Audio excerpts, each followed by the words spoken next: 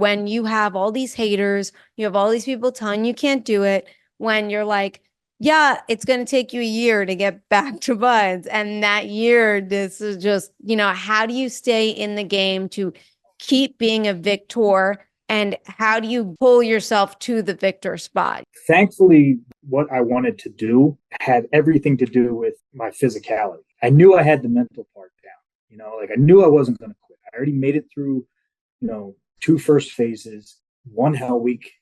I knew that I wasn't going to quit. I just needed to get another shot at it. Part of that meant getting my swims dialed in, making sure I was in shape, so that whenever I did get my opportunity, like I was ready. I worked out every day. So like the luxury of what I was trying to do was that I got to work out all the time. I love to work out, and you feel better mentally when you work out. It just kind of went hand in hand for me. It was like, I got to get in shape. I got to get dialed for the training. And also I can kind of pull myself out of whatever funk I'm in. Because really the hardest part about the fleet was trying to get my paperwork pushed through, because they had said it takes, I asked them how do I fast track my way back to buds? They said, go take this 1 year billet, Guantanamo Bay. You do it for a year, then you can come back. No questions asked. Oh, I was like, okay, that gives me a year to train. And that was kind of like my mindset. And I get down there, and it was a little bait and switch. And, they just pulled like a little okey doke on me. And, oh, well, you got to strike a rate first. And then you have to go to spend time in the fleet in that rate and all this other stuff. So it was just, battling this, this admin demon of trying to find loopholes and get my paperwork pushed through. I mean, that was the biggest challenge. Now for other people, when you get down in the slump or whatever, I mean, I'm a firm believer in training, working out, breaking a sweat, doing something every day that sucks, because it makes you tougher, it makes you stronger. You feel better when you do something that you didn't want to do, or that's challenging and tough. And especially if it's a workout, I mean, that's why CrossFit blew up so much, because it's like, it's, these workouts aren't fun, they suck. And you really got to just, gut it out, grit your teeth and grind through it. And then you feel great afterwards. If you got into an altercation or somebody tried to, grab you, like, can you get out of it? Your strength, that's something you can take with you everywhere. They don't check that at TSA when you're going through. You can't carry weapons, but if you're, drill and train yourself and, sharpen your body to be a weapon, then you're less likely to get into an altercation where you can't handle yourself. And again, it goes back to the mentality. Afterwards, you feel great, after you do your training, then it becomes a lifestyle. Every day you start back at zero, right? You go to sleep, you get your rest, next day starts. And I try to get my workouts knocked out as early as possible, because I mean, I got little kids, and I try to do it before they wake up. And then that way I can spend time with them and enjoy them without thinking about, I got to get to the gym. Right? Because then I start getting irritable. I would say, working out and having that be part of your lifestyle and not compromising on your workouts and your training it's huge. You said something really interesting, where you mentioned CrossFit, and you said, it sucks and it's rough, but you got to grit your teeth and go through it. But the thing is, that it's going to be over in an hour, right?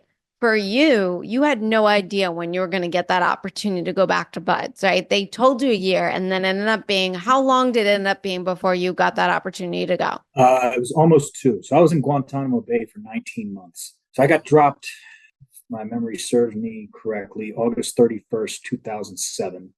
And then I stayed in San Diego for a few months, and then I had to go in Gulfport, Mississippi.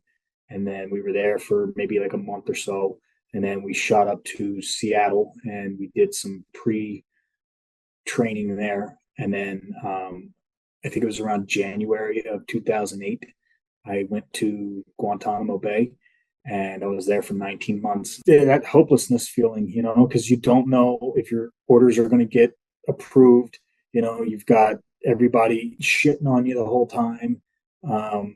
You got the chief admin lady who does the orders, She hated all of us that were trying to go back. Because we all went in there trying to sit down and be cordial and talk to her about getting our paperwork signed off and getting it pushed through and this and that. And everybody's like, "Oh, take it easy, take it easy. You just got here. You got to do your time."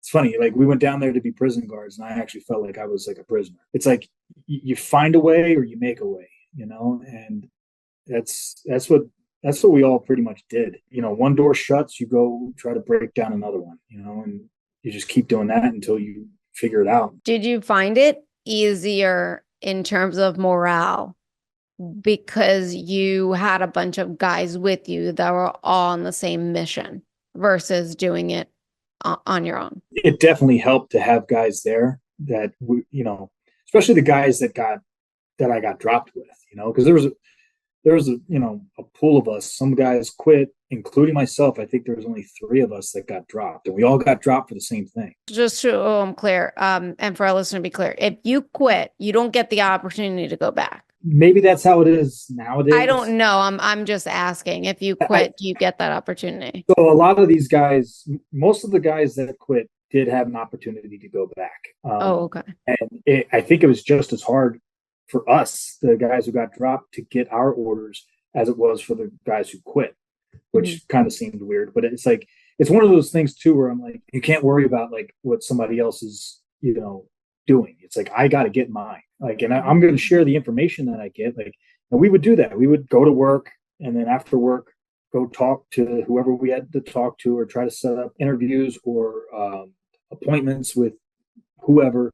And then at the end of the day, we would just huddle up, be like, "Hey, what information did you get? Like, who did you talk to? Oh, yeah, I talked to this person. Yeah, me too. Okay, I got pointed in this direction. Go talk to them." Or, "Hey, look, this person just told me that there's a way to do it this way," or whatever. And so, you share the information because, you want your buddies to, go back too. But at the end of the day, it's like, guys would get their orders before me. There was only a few guys that got their orders before me. And I'm like, damn it, like, where's mine? Like, I got to get mine, And then like, when I got my orders, I pinned them on my cork board in my little room, and I was like, that's my trident right there. Like, I got it now.